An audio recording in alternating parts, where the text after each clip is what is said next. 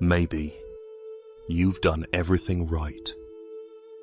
You've worked hard for decades, raised your children, and reached the season of life that was supposed to be your reward, the time for rest. But sometimes, in the quiet moments of the afternoon, an unexplained restlessness creeps in. A soft whisper in your heart that says, something is still not right.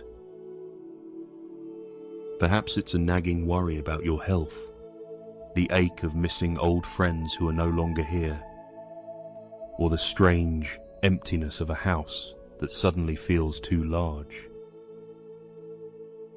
You look for peace in vacations, in books, or even in staying busy, yet it remains just out of reach. If you know that feeling, the feeling of standing amidst everything you've built and still searching for a place for your soul to rest, then this video is for you. Welcome to Buddha's path to peace. Today, we are going to explore why peace is so elusive and the one thing the Buddha suggests we do to finally find it. In our modern world, we are taught that happiness is about accumulation. Accumulating wealth, achievements, and even memories. But rarely does anyone tell you that. Carrying too many memories can become a heavy burden. The sadness you carry, or the anxiety about the future, it isn't a problem that needs to be fixed. Society tells you to move on, but I want to tell you, you don't have to force yourself to be strong. There is a name for what you are feeling. It is the heavy heart of holding. Think of it this way. Grief or loss isn't a dark hole. It is actually love with nowhere to go. When you lose a role, a career, or a loved one, the love you have for them remains, but it no longer has a destination. So it turns inward, and it hurts. You are not alone in this emptiness. Millions of people, from London to Sydney, are looking in the mirror today and asking, who am I now that everything I used to hold on to has changed? The Buddha identified the source of this restlessness with a very simple concept, Upadana. In the ancient Pali language, it means clinging or grasping. To understand this, imagine you are walking on a beach. You find a beautiful seashell. You want it so badly that you clench it tightly in your fist. As you squeeze, the sharp edges of the shell begin to cut into your palm. Your hand aches.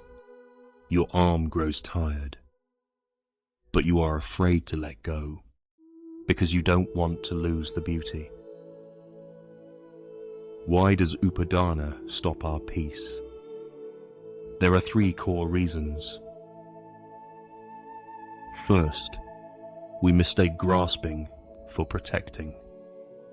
We hold on to old grudges or opinions because we think they define who we are.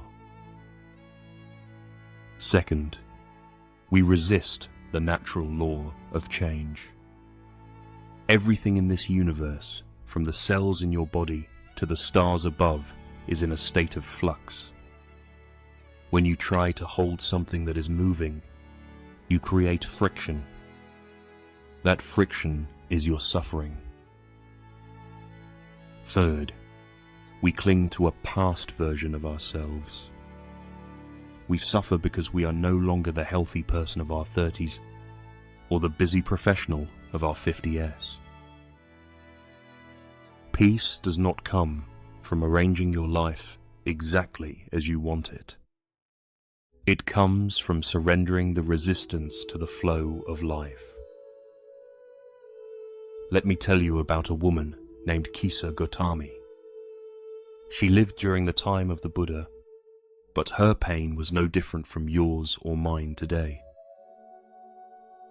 Kisa had an only son, and the child died very young. Distraught with grief, she refused to believe he was gone.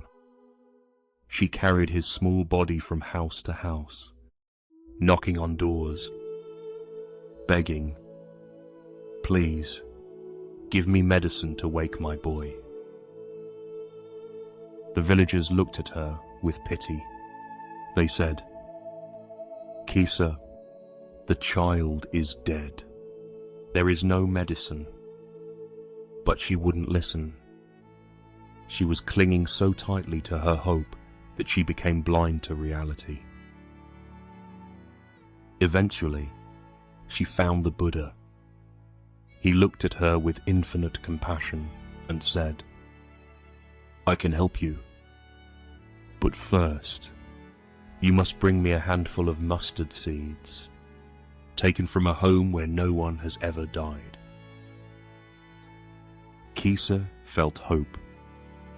She ran to the first house. "Do you have mustard seeds?" "Yes." "Has anyone died in this house?" The owner replied sadly, "The living are few, but the dead are many, Kisa." She went to the second house, the third, until she had visited the entire village. Everywhere was the same: a lost father, a lost child, a lost friend. As the sun began to set, Kisa sat by the roadside, watching the city lights flicker and then go out. In that stillness, she finally understood. Her pain was not unique. Loss was a part of the fabric of life. And what Kisa Gotami found that night, amidst the dust and the shadows, might be exactly what you are looking for today. She let go of the body of the child, not because she stopped loving him, but because she finally accepted the law of the universe. And you, are you doing the same thing? Are you carrying the body of a past that is already gone? Maybe it's a career that once gave you purpose, your youthful energy, or a relationship that changed long ago. We knock on the doors of our memories, hoping for a medicine to bring back what was. Through the lens of Buddhism, this is not a fault. It shows you have a deep and loving heart. But the truth is, you cannot find peace in a place where change has already moved on. Peace is not the absence of loss. Peace is when you stop demanding that life be different than it actually is. When you accept that every family has mustard seeds of sorrow, the weight on your shoulders begins to lighten. Not because the pain is smaller, but because you have stopped fighting the world all by yourself. I know there is a question you haven't dared to ask out loud. If I let go of this grasping, will there be anything left of me? Will I just be empty? The answer is, you are allowed to feel empty. In Buddhism, emptiness is not nothingness. It is like the sky. The sky is empty, and that is why it has room for the clouds, the birds, and the sunlight. If your mind is too full of clinging, peace has no place to stay. Here are 3 things your restlessness is trying to tell you. First, you are allowed to rest. You have finished your roles for the world. Now is the time to tend to your own soul. Second, loss is a release in disguise. When a door closes, the burden of holding that door open also vanishes. Third, you are already whole. Peace is already inside you, like the sun that remains behind the clouds of worry. You don't need to find peace. You only need to drop what is stopping it from being felt. Before we end, I want to offer you a small practice called open hands meditation.